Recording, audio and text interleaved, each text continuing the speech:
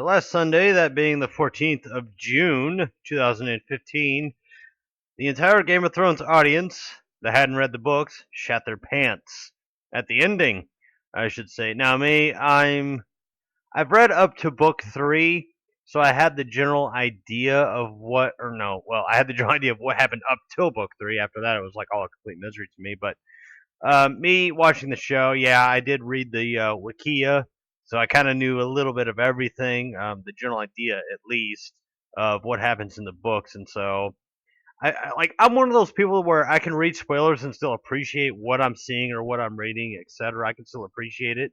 Um, so yeah, I read ahead just so I know what to expect, and then with all the theories that have been going around, I figured this isn't really that bad. And with that being said, I'm going to go ahead and get it out of the way if the video title doesn't get it out of the way. Spoilers. This is spoiler heavy. I'm going to be going on with the Game of This isn't really a review so much as it's a discussion type of video where I just kind of discuss what happens. I'm trying to remember. I'm going to go off what the Wikia has in order, and I'll leave the main part for last. So you have the whole Stannis tidbits where he wakes up. I believe he wakes up, and they all come out and they find that Melisandre has committed suicide. Half his army has said, "You know what? Fuck this. You just sacrificed your daughter. Your wife's killed herself. We're done with this shit." So they all leave, and he attacks Winterfell, and things do not go so hot for him. He gets his ass crushed, and supposedly it looks like he dies. Now, me, I have to say I'm skeptic on that one because they cut away at a certain moment. Excuse me. They cut away at a certain moment to the point where I'm like, he may or may not be dead. Because Game of Thrones is very notorious for showing us that when a character dies, they let you know that that character is in fact dead. They don't leave it hanging. They don't leave it up to speculation or what have you. Although I guess you could argue Serial Pharrell. I believe that's how you say his name. But at the same time, it's like there's a whole bunch of theories surrounding him. There's a whole bunch of theories surrounding a lot of characters. I do not think that Stannis is dead yet.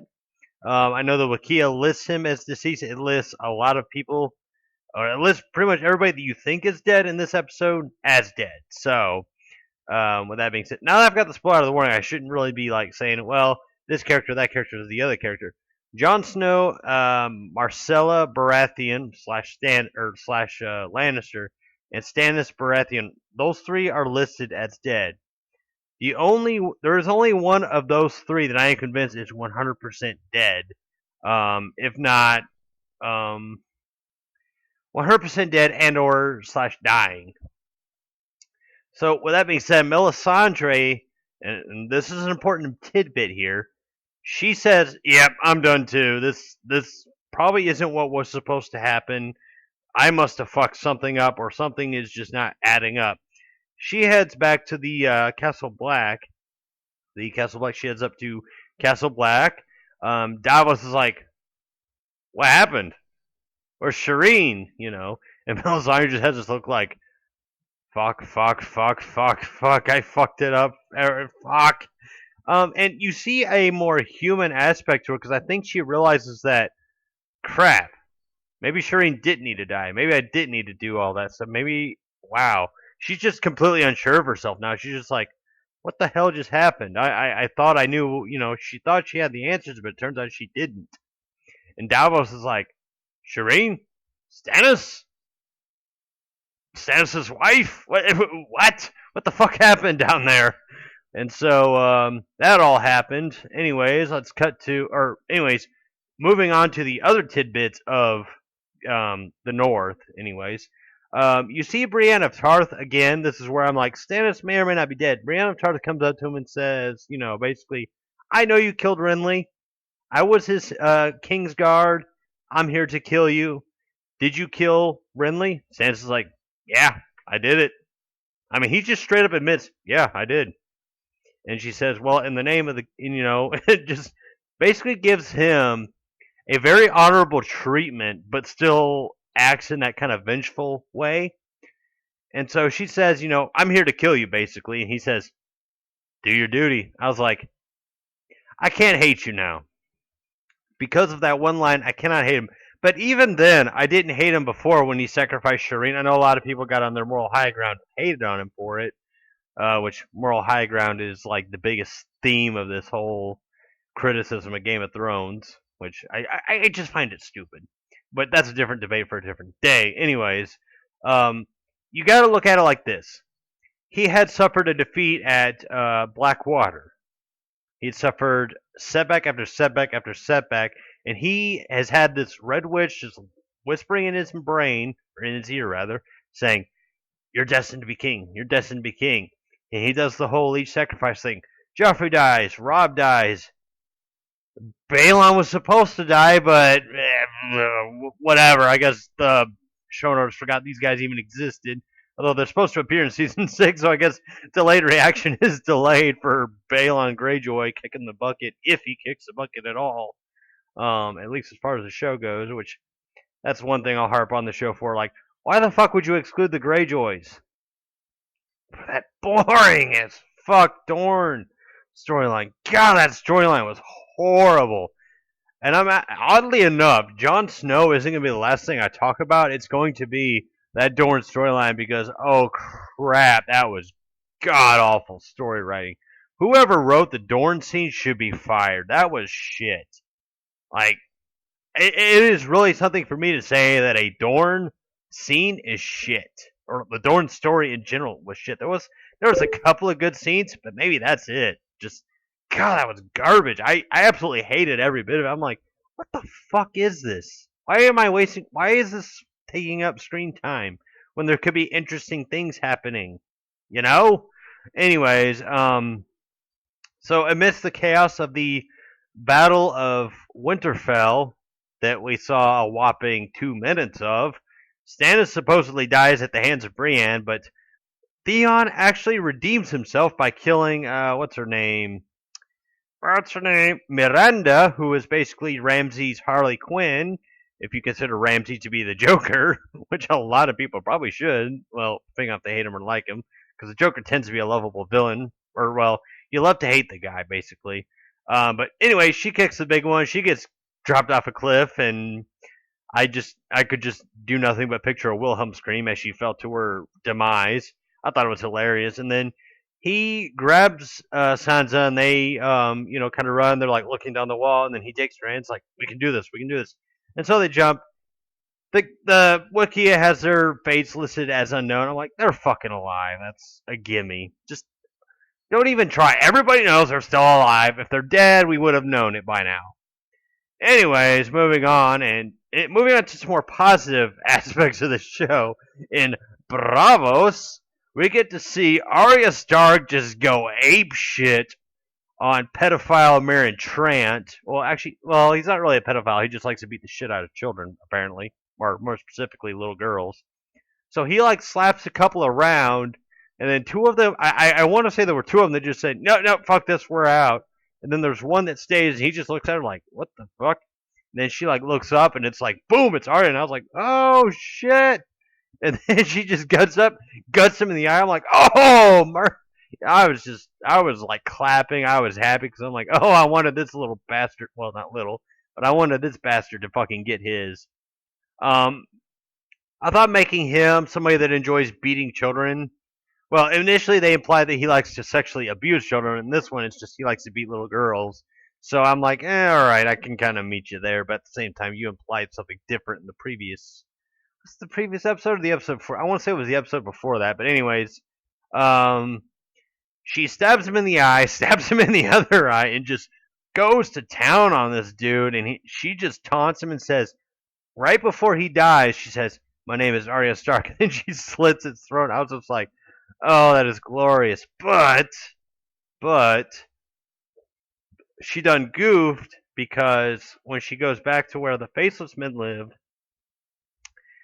it turns out she actually kind of fucked their rules, and so one of them apparently commits suicide. It is a really screwy moment. You'll have to watch it to really understand it, but the person she interprets as Jaqen Hagar commits suicide by drinking this water that basically kills you. And she's like, no, he was my friend. He was my friend. And then he appears right behind her. And she's like, wait, what the fuck? And the audience is like, wait, what the fuck? And she like starts pulling off all these faces of this various ones until she gets to her face. She's like, wait, what the fuck? And the audience is like, what the fuck? And then she starts just going blind. She's like, I'm going blind. And the audience is like, she's going blind. What the fuck? So that was a bunch of craziness that happened. In Marine, not really a whole hell of a lot happened. Well, one thing spectacular happened, and I just was like, all right, that just made the Marine scene completely worth it. So, what's his name? Dario? Yeah, Dario and Jorah go off to find Daenerys after she and Drogon kind of flew off and said, yeah, fuck this, we're out. So they decide to go out there, and Dario's like, Tyrion should rule in this. Tyrion should rule the city. He should be the one to look after because he seems to have a brain about him. But he should also have the assistance of Grey Worm and Missandei. And I'm gonna touch on something right quick. If they are going for a love triangle between the three of them, Tyrion, Missandei, and Grey Worm, no, don't do it. Don't fucking do it. Don't it. No, we don't need that shit. Keep that shit out of here. Okay, the Grey Worm Missandei love story, it has its charms, sure, but no, just no to a fucking love triangle. If that's what they're going for, I'm sorry, no, fuck that shit. No, if you want to kill Grey Worm, kill him in combat. If you want to kill Missandei, kill her in a fucked up way, and it pisses off Daenerys, and she roasts a bunch of motherfuckers with her dragons. I don't, if you're gonna kill somebody, kill them with some dignity and use it as a plot device, as the show, and more specifically George R. R. Martin's A Song of Ice and Fire has done. Don't insert this love triangle. And I know I'm ranting at something that may or may not happen, but at the same time, I'm still saying like, no, don't fucking do it. Don't do it. It's not worth it. It's not gonna work. Nobody's gonna get behind it. Nobody's gonna like it.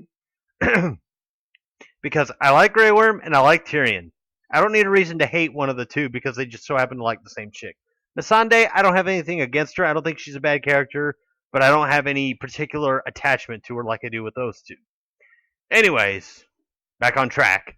So those three are left behind to kind of lead the city while Dario and Jorah go off to try and find Dany. And keep in mind that Jorah does have a grayscale on, I believe it was his left wrist.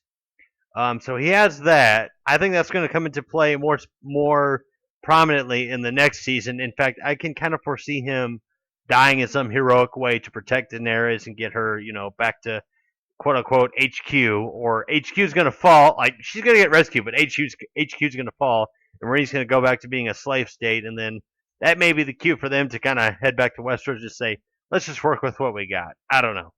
At this point, it's anybody's fucking guess as to what happens in the next season. So, this one had some tidbits where people were like, yeah, this is going to happen, that's going to happen, but there are other things that are happening, and we're like, wait, what the hell? So, me, I'm kind of like half and half. I knew up until season 4 what was going to happen, but after this season was pretty unpredictable for me, aside from what I read on the Wikia. But for book readers, the next season, hey, it's anybody's fucking ball game. Show watchers and book readers are both going to be like, well, neither one of us knows what's going to happen, so let's roll with it. So that's all that happens in Marine. Oh, no. Before I forget the most important part.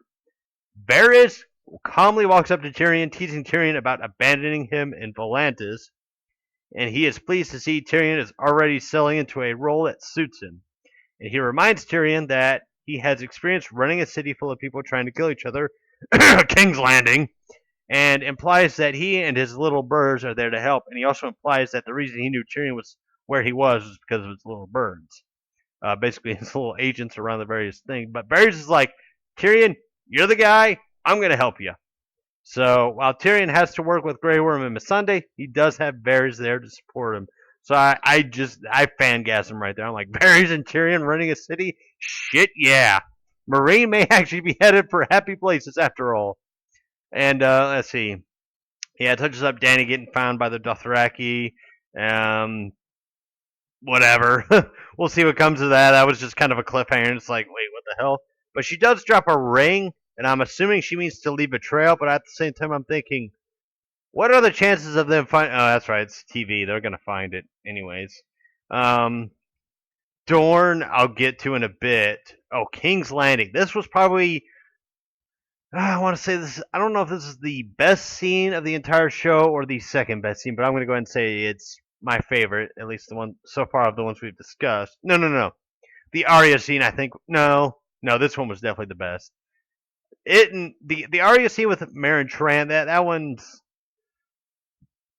up there because she avenges Syrio Forel, quote unquote. If Syrio Forel was even a real guy to begin with, it's a fan theory, so who the fuck knows? But anyways, Septon Unella basically comes and orders Cersei to confess, and Cersei just gives in, and she's brought before the High Sparrow. She confesses her adultery with Sir, or not Sir, but with Brother Lancel, her cousin, and says, but she doesn't admit that she had fucked Jaime and given birth to their three children.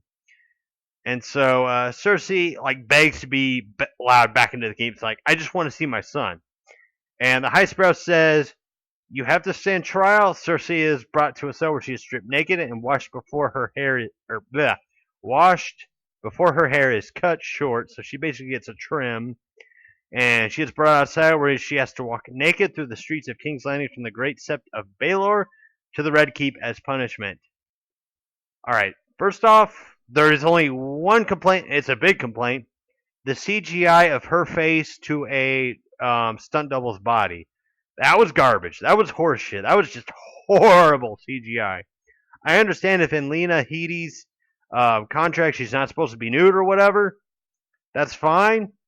But if you're gonna what you should have done is just cosmetify it.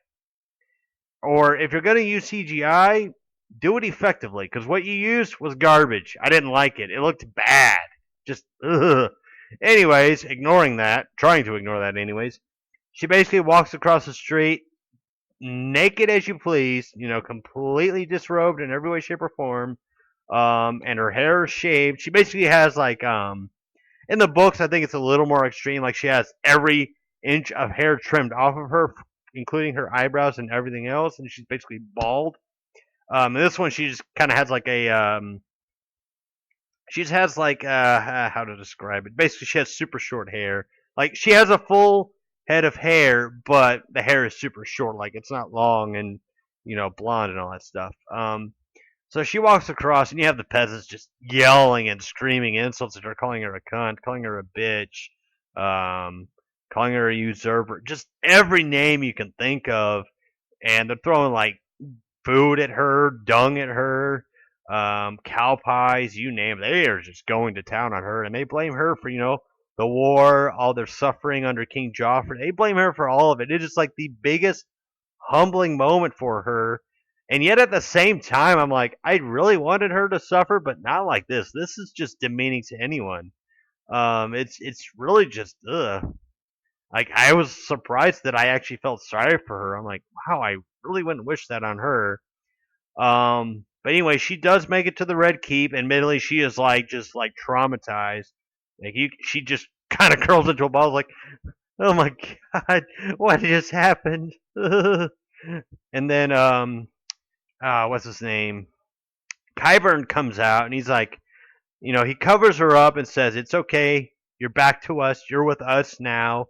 And he introduces the fucking mountain introduced as Gregor Stein, as I'm going to call him. So Gregor Stein kind of walks forward, picks her up, carries her off to a room, and then Qyburn's like, he's going to protect you, and he has made a vow of silence until all of his majesties, aka Tommen's, enemies are dead. So the mountain is back. He is resurrected as fucking Gregor Stein, and he is probably going to fuck shit up next season, and I can't wait to see it. So anyways, so all right, at the wall. Jon Snow tells what he saw at Hardhome to Sam, and he has Sam, Lily, and their child basically go to Old Town so that Sam can train to be a maester, since Maester Aemon sadly passed away. And I gotta admit, that was a pretty sad scene. I was really like, oh man, it's rare in Game of Thrones. Well, at least as of season 3. Well, no, season 1. Yeah, it was season 1 where I was like, oh no, no, no, no, no, no. Then after that, I kind of got the idea because people were telling me like, yeah, it's gonna be like the books. I'm like, oh shit. So, anyways, so they get sent away. And Sam promises he will return. They toast to that, and John sees his only friend off. And then that's when Davos comes back in and Stannis' orders and urges John to convince the wildlings for aid, but John refuses him, saying that they wouldn't side with Stannis and that this is not their fight. Both of them become shocked to see a speechless and despondent Melisandre return to the wall, so Davos pressures her for news, specifically asking after Shireen, but Melisandre remains silent after seeing an empty look in her eyes. Davos lets her leave. And that later that night, John is reading messages when his steward Ollie tells him that a wildling knows of the whereabouts of his long missing uncle. And if you saw the previews for this episode, you would have saw that they bring up Benjen Stark as like, oh, he's either going to reappear or he's going to be mentioned or something. And this was a bait and switch that kind of pissed a lot of people off, and I was one of them. And then Jon Snow quickly rushes with Thorne to a gathered group of watchmen, only to see a sign with traitor written on it. He turns around and finds his brother staring him down. Thorne makes the first move and stabs the Lord Commander, Jon Snow, and says, "For the watch." And then others continue to stab him and say, "For the watch, for the watch, for the watch," until it comes to Ollie. He just stares at Ollie. Jon stares at him, and he's like, "Ollie." And then Ollie just stabs him, delivers the final blow, and then Jon Snow collapses to the ground, and basically blood just kind of falls out of him. In the books, the final word that he says, from what I read, was it Snow? No, it was Ghost. I was trying to remember the name of his direwolf. He says it's the name of his direwolf, and that the fourth stab he didn't even feel. So either he was unconscious when that happened, or he warged into his direwolf. Now, there's a whole shit ton of theories going on out there, from him warging to Ghost to him sending his soul to Ghost to kind of survive, and then he's going to come back in some form or fashion, to Melisandre being at Castle Black. She's probably going to resurrect him like Thoros of Myr resurrected Benedict. It wasn't Benedict. Dondarrion, I think that was his last name. If you remember in season 3, Thoros brought back that one-eyed guy that had fought the Hound in order to decide if the Hound was guilty for all the crimes that Arya had thrown at him, and it turns out he wasn't. But anyways, I think Melisandre will probably bring him back. I think that will be the Wall storyline for season 6, because Kit Harington said, "Yeah, I'm not appearing in season 6," or whatever. But I know they're going to spin that to the point where they say, "Yeah, he's not yeah, he's dead, he's gone." But they're not going to outright admit that he's still alive. You know, they're not going to say, "Oh, you think oh, yeah, he'll be back, don't worry." And there is an article on Entertainment Weekly that was done in 2011 with George R. R. Martin. I recommend you check that out if you're completely convinced that Jon Snow is dead. Otherwise, if you have doubts, again, I recommend you check it out, because George R. R. Martin's like, "Oh, you think he's dead, do you?" I say Jon Snow was dead, but we have yet to see Jon Stark. That's my thing. I don't think Jon Snow is gone for good. I don't think Kit Harington is out of the show for good. But I think it was what the flick said. Yeah, just looking to make sure if he's like starring in a bunch of new movies and shows and stuff. And if that's happening, then yeah, he's probably gone. But me, I'm like, nah, he's not gone. There's no way. Absolutely no way. And just because a character's dead doesn't mean they're gone, as the old saying goes. Anyways, I thought the scene was done marvelously well. It was very heartbreaking to see all of that go down. And there are a lot of people shitting on Ollie. And here I am going to say that in defense of Ollie, he's a kid. He was probably peer pressured by Alistair and all these other old fucks that are so set in their ways, and they have no idea what the fuck's north of the wall. I'm sorry, I gotta say it. The Night's Watch are fucking idiots for killing Jon Snow. They are fucking idiots. Because they're like, "Oh, the wildlings, we don't need them down here." And yet they don't realize that if they had left all those wildlings up there, the fucking White Walkers would have come down there, killed all of them, zombified all of them, bolstered their forces even more, then had Jon Snow not gone up there and said, hey, guys, we need to get south of the wall. We need to get the fuck down there now. I'm sorry. You know what? If Jon Snow's dead, I say White Walkers, kick and kill and burn everything that Westeros has. Just annihilate everything. Burn it all, well, freeze it all to the fucking ground. Because if Jon Snow's dead, I'm sorry. Tyrion and Daenerys, hey, they're over in Essos, over yonder. I say, White Walkers, hey, the whole fucking thing's clear for you. Have at it. Just annihilate everything. Destroy it all. But in saying that, though, I don't think Jon Snow's dead. I know people are like, well, in an interview, they said that Kit Harington's not going to be in the show anymore, and that the producer said that, yeah, he's dead. He's gone. They're not going to admit it off the fucking get-go. Wait until the next season rolls around, and we get some finality to all these cliffhangers that we got, because even Marcella's death was like, huh? At Stannis' death, we didn't confirm it. Jon's death, hey, he's not necessarily... he may have died, sure, I'll grant you that. He did die, maybe. But Melisandre's there. Things happened in Season 3. Game of Thrones does not kill a character off for the sake of killing a character off. It's not for shock value. Well, it is partly for shock value, but there are other aspects to why they kill off a character. All right, let's harken back to Ned Stark. What did Ned Stark's death... Actually, you know what? Let's go even further than that. Jon Arryn's death. His death set the whole fucking thing in motion. Ned Stark's death gave Robb Stark and Catelyn Stark the reason to go to war with the Lannisters after they declared war for, kidnapping Tyrion. Robb Stark and Catelyn Stark's death, what did that serve? That served as Tywin's ability to be like, hey, I'm on top of my fucking game. I am the best there is, the best there was, and the best there ever will be, to quote Bret Hart. And then Tyrion is like on top of his game too, because he's like, all my enemies are dead, yay, yay, he's taking credit for all that shit, even though he had absolutely nothing to do with it. He gets killed, and it shows, hey, bad guys can die too. Bad people can die. And then when Tywin dies, actually, let me rewind back a little bit. Oberyn died because of his pride and his arrogance. Like, he poked the mountain. Yeah, he had him down and beaten, but he just said, I had to hear it. I had to hear it. I had to hear it. What does the mountain do? Trips him and then just crushes his skull. And we all saw that infamous scene. Tywin died because of, again, he was on top of his game. He's like, Tyrion, I'm about to be rid of him. I'm about to just be like set in my ways. I got his fucking whore just chilling in my bed. I'm about to, take a shitter. And then once I'm done with that, I might go for her with a round 2. And what happens? Tyrion walks in with a crossbow like, hey, what's up, Dad? And then Tywin's looking like, motherfucker, Jaime, god damn it, Jaime. Oh, fuck my children. And then, Tywin bites the big one. But even in smaller instances, you have Janos Slynt. His death served to show that Jon Snow is adhering to Eddard Stark's old means of basically doing justice. And even with Robb Stark, you look at all the reasons of his downfall, from breaking his vow with Walder Frey to killing the Karstark Lord to marrying. No, that was the same one. What else did he do that fucked him up? Or hell, let's take Catelyn for example. She allowed Jaime to escape. That was a big setback for him. And that was her mistake that kind of helped lead to her own downfall and her son's downfall. You think about all these things, it's basically, what the fuck was that?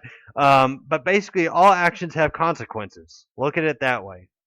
Jon Snow's death has no consequences for the scene that it's set, other than, yeah, the entirety of Westeros may be fucked. But Melisandre came up to the wall with for a reason, and we got to see it for a reason. Beyond the whole Stannis is gone, Stannis is gone, and Shireen's gone, and his wife's dead, and all that stuff. Because if she wanted to flee, she could have fled anywhere, but she fled to Castle Black. And we got to see her flee to Castle Black. That's going to lead up to something. Now, I'm actually not going to go into an expanded rant about Dorne, just a condensed version, and that has a lot to do with episode 10. So the whole plot to kill Marcella was to give her that whole kiss of death, if you will, and Ilaria gives that to her, while Doran's son, Tristan Martell, is on the same boat as Jaime Lannister and Bronn as they are sailing away. Like, they are barely off the dock. And I just have to sit here and think to myself, all right, so if Marcella lives, they're going to say, yeah, you attempted to kill my daughter. Well, you attempted to kill the queen's daughter, or you did kill the queen's daughter, And Doran basically straight up told what's her face that yeah, um, don't do that. He straight up told her, do not do that ever again. Now, if he was playing it behind the scenes or whatever, then he's a fucking idiot because his son just so happens to be on the same fucking boat as Jamie fucking Lannister and Bronn. They have a hostage. If that's the case, they have a fucking hostage now. So I don't think for an instant that Doran's involved in that shit. And I have to say that what's her face, or not Nymeria, not the Sand Snakes. Well, they were fucking stupid, but not the Sand Snakes, but Ilaria. What was she thinking? Because all they have to do is send a letter back saying, "Yeah, as soon as we departed, Marcella just up and died." What the fuck? We know. Let's see. Who would have a reason to kill her? Let's think for a moment. Oh yeah, that Ilaria bitch, because she's still upset that Oberyn's dead because he agreed to be in a fucking fight to the death against the fucking mountain, or not the mountain, or yeah, it was the mountain. So I gotta sit here and say, what the fuck? What were the writers thinking? Because that was garbage writing. Because it makes Ilaria look like a fucking idiot, and it makes Doran look like a fucking idiot if he's involved. And even if he's not involved, he's a fucking idiot because he let Ilaria get even within 12 inches, or not even 12 inches, within 12 meters of the chick that she just tried to kill. This whole fucking scene was dumb. I was just like, oh my god, that was horrible. I mean, the scene between Jamie and Marcella, that on its own, that was fine. That was actually heartwarming. And then I see the blood, I'm like, oh my god, that was stupid. That was shoehorned as fuck. That was just a dumb fucking storyline. And I understand they needed to have some kind of a shock, but oh my god, that was horrible. Just horrible execution. Now, if Ilaria had died with Marcella, that would have been a different story because that would have shown her devotion saying, yeah, I may die, but I'm, sending a message the to the fucking whatchamacallit, the Lannisters. So she collapses and dies, Marcella collapses and dies, and Dorne is left to deal with the mess. That would have been the perfect revenge, but no, she has to like take the fucking cure or whatever. All like her taking the cure is what killed it completely. Just killed it, annihilated it, just made the whole fucking thing stupid. If she would have just, told the Sand Snakes like, "Live well, my daughters," or something like that, and it's like you had nothing to do with this. This was all me. And then she collapses and dies, and they're all like, "Oh no!" Or like our mother. Well, one of them, she's a mother to one of them, and then the other two are just like her, I guess, nieces, or I don't know what the fuck they would be to her. Oh no, stepchildren. That's it. They'd be like her stepchildren. They'd be like, "Oh my god, what has she done? What has she done?" And then you see an instance of Dorne going looking back like, "Oh fuck, Lancer's gonna be pissed." Because he would realize like, oh, she killed herself, so I wouldn't have to deal with her. But now Marcella's probably dead, and so oh my god, I got to deal with this fucking hysterical mess. God damn it, Ilaria. God damn it, Oberyn. Why'd you have to marry the or the crazy Snand? Snand? Wow, the crazy Sand. But no, she's like, I'm gonna take the cure. I love it when a plan comes together. Wait, why is Doran looking at me like that? Wait, why is that ship sailing back when it's only just about maybe a less than half a mile away from us? Why is it coming back? No, they're supposed to sail forward. The whole thing was stupid. I was just watching, I was just like, oh wow. Oh wow, I feel like my intelligence is just getting like stabbed in the face like fucking Jon Snow. I mean, or poisoned to death like Joffrey, or stabbed like Robb, or just killed in its infancy like Ned Stark Jr. or just the whole like head of it got cut off, or maybe the something pushed into its eyes and just caused the whole head to explode. I don't know, something along those lines. If you get what I'm getting at. But anyways, folks, that's about it for me. How would I rate this season? Would I say this is the weakest season overall? I would say each season's had good episodes and bad episodes. Besides season one, where I feel like the season from start to finish was perfect. The first season was easily the best one. This one, it had its highs and lows, just like seasons 2, 3, and 4 did. Um, episode 8 was easily the best one. The worst would have to be between like season or episodes like 2 through maybe 4 or 5. Although 4 things got a little crazy, but I don't know. The first half of this season was just slow and uneventful, and I just didn't care. But I mean, it picked up, and it picked up in a big way. So I applaud it for what it built up to. It makes the whole season together kind of fit very well. But at the same time, I'm like, there were some slow moments where I'm just like, I don't care, I don't give a shit. Especially with Dorn, I didn't give a shit, and the payout was garbage, and it was stupid, and it was insulting to the audience and to the book readers. I was like, no, there's no way it's this bad in the books. But I guess that's what happens when you let D&D take over. When Martin's like, well, I gotta finish my book that's like 8 million years in the fucking making. Not that I'm trying to harp on the guy for not getting it done, but holy shit, guy, come on now. But I understand he helped write a lot of these episodes. I understand it's you know it's hard work. He wants to make it his story, and I completely applaud the guy for doing what he's done. And he's made a great series, and I think we need to appreciate that. But anyways, if you're all pissed off about him killing off a bunch of main characters, all I gotta say is William Shakespeare and the Bible.